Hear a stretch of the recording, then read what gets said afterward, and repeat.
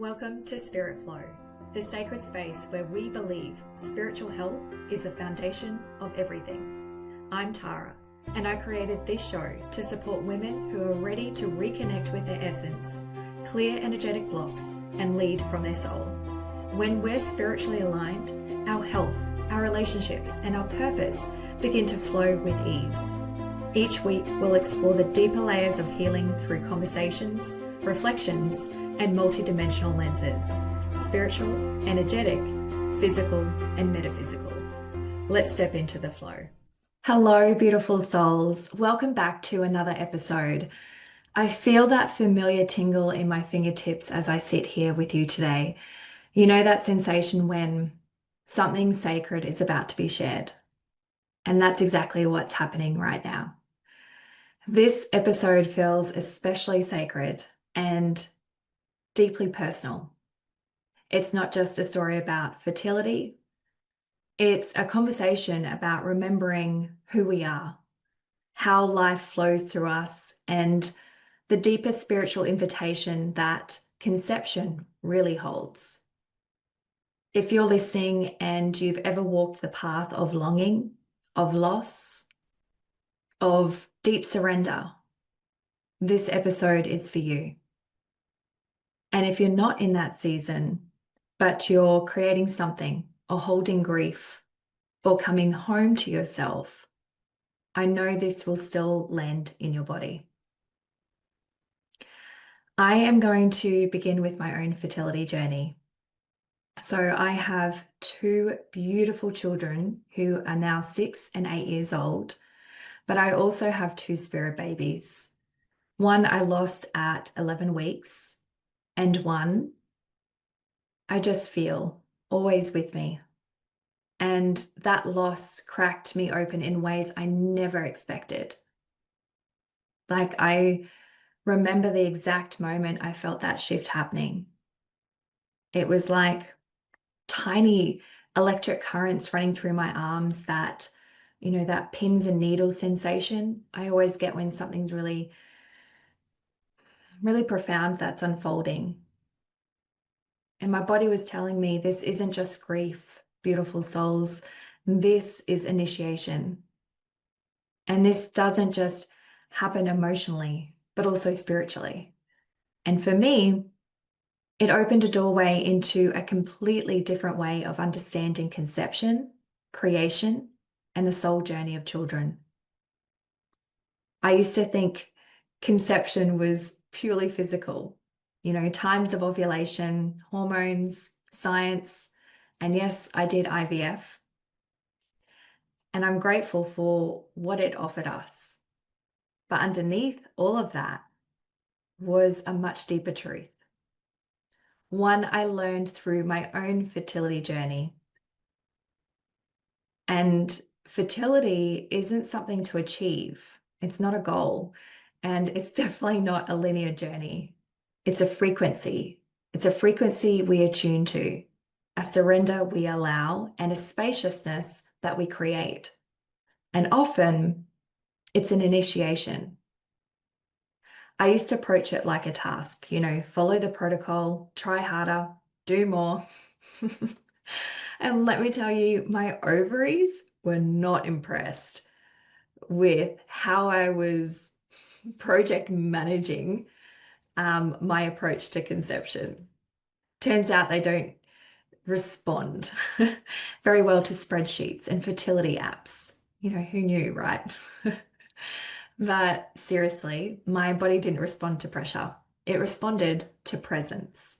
And what changed everything for me was doing the inner work, the ancestral healing, the unwinding of old mother wounds, and the releasing of inherited patterns.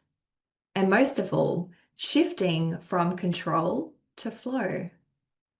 And as I moved deeper into my healing journey, like into all the layers of ancestral clearing, the nervous system restoration, the spiritual integration, I began to see something I hadn't fully grasped before. And you know what I started noticing during this time? The signs everywhere. like feathers on my doorstep on the hard days, the number 1111 showing up constantly. And I mean constantly, beautiful souls. My phone, the microwave, license plates. It was like the universe was like winking at me, reminding me I wasn't alone in this. A new frequency of children is arriving, the crystalline ones. And I feel that many of you listening might be sensing this too. Like these children arriving now, there's something so clear, so present about them. Like my 6 and 8-year-old definitely keep me on my toes in ways I never expected. And what I've noticed, both in my own family and through my work with clients, is that these little ones seem to be choosing their families very intentionally. It's like they're looking around and saying, okay, where can I land that will support what I came here to do? And let me tell you, they have an excellent radar for authenticity. I feel that they're not simply seeking a womb, they're seeking an ecosystem of alignment. And no, it's not about being perfect parents, it's about being present ones. And past life regressionist and hypnotherapist Dolores Cannon really spoke of them when she called the 3 wave of volunteers. So souls who are incarnating now, not to resolve karma, but to assist humanity through a great shift.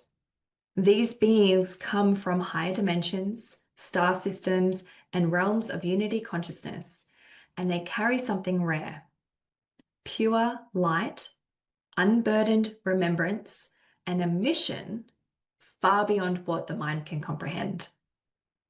These children are not here to fit in, they are here to recalibrate the field. They are watching, not with judgment, but with discernment. And they are observing everything before they incarnate. They're looking at the lineage they're entering into. They're looking at the dynamic between parents or caregivers. They're looking at the emotional maturity and energetic coherence of the mother, the vibration of the land that they will grow up on, and the frequency of the home, the community, and the collective field.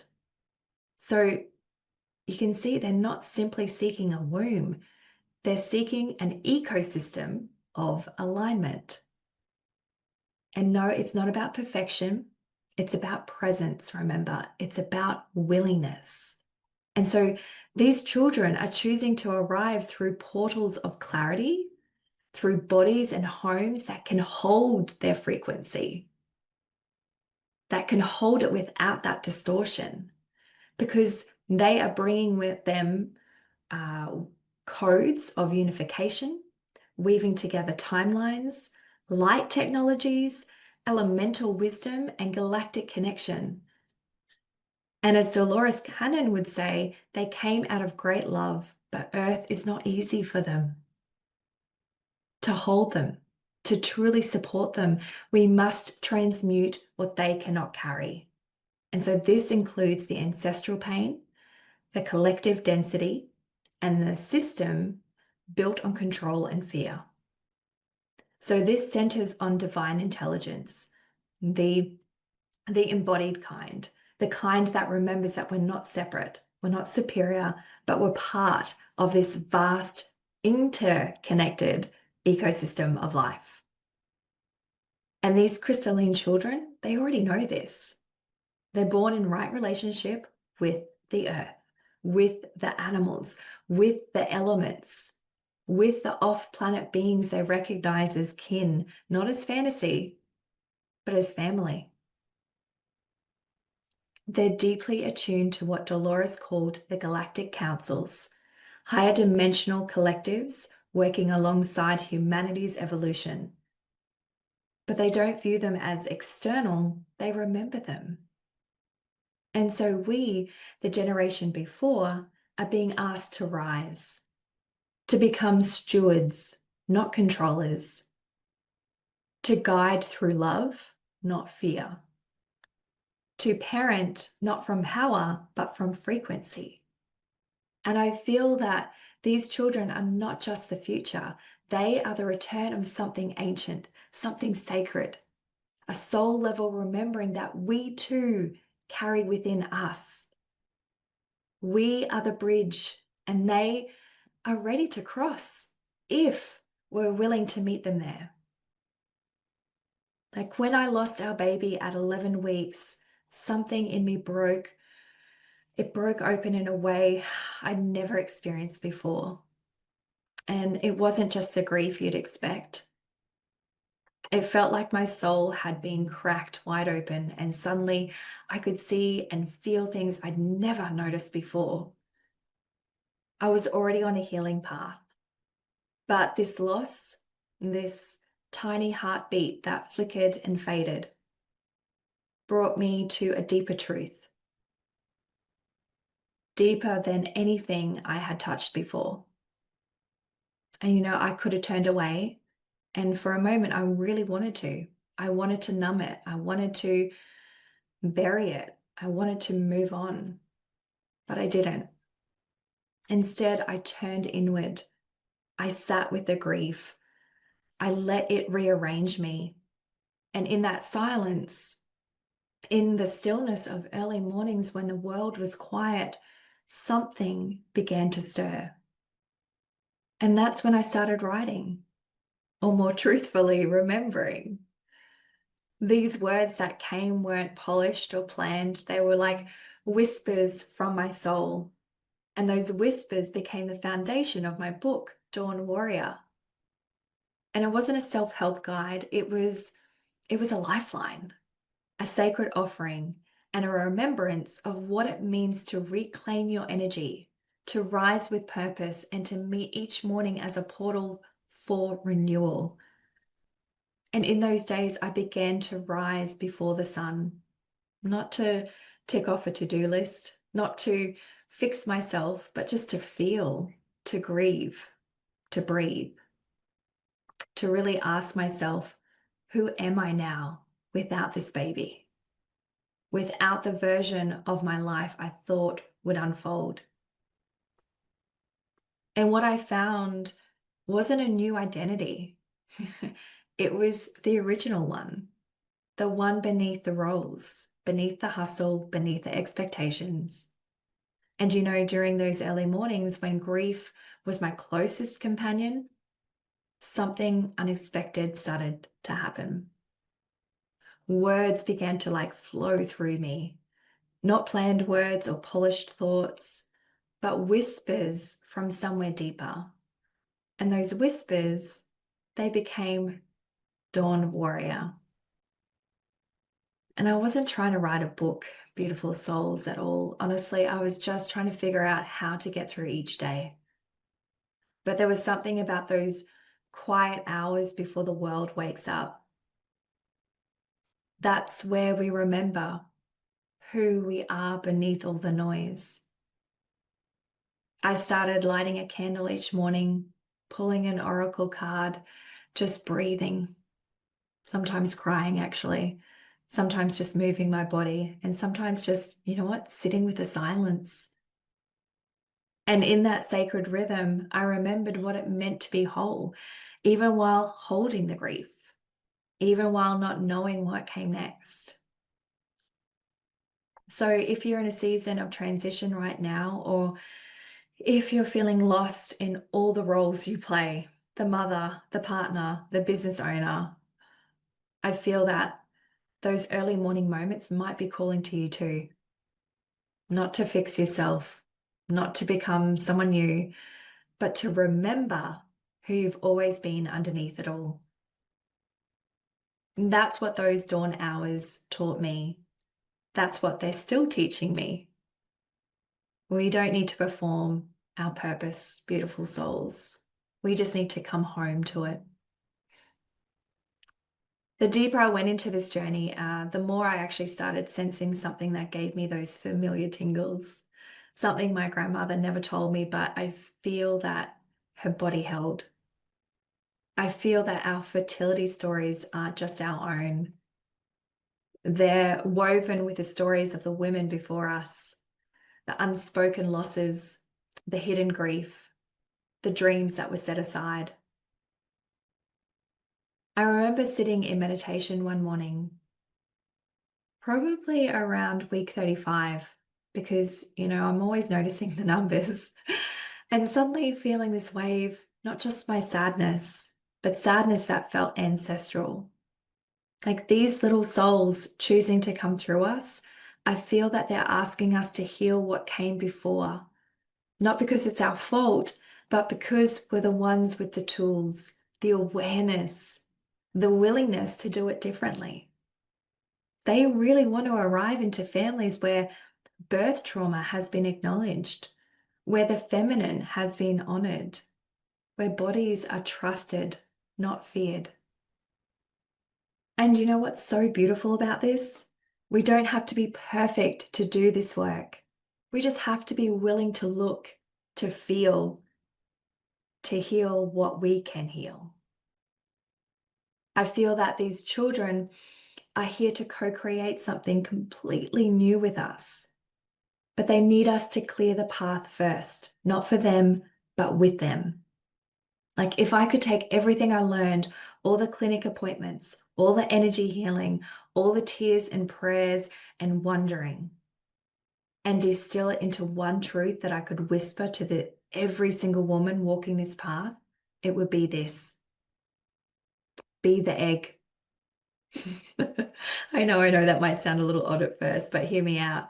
The egg doesn't chase the sperm around going, hey, pick me, pick me. She just is, right? She's radiant. She's receptive. She trusts in divine timing.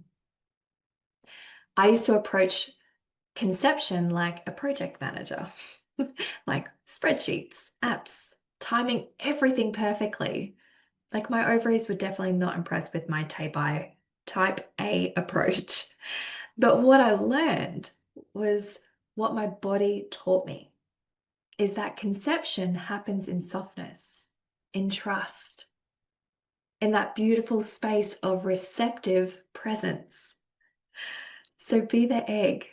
You don't have to chase, you don't have to prove, and you don't have to hustle your way into motherhood, creation, or love. You have to come home to your body.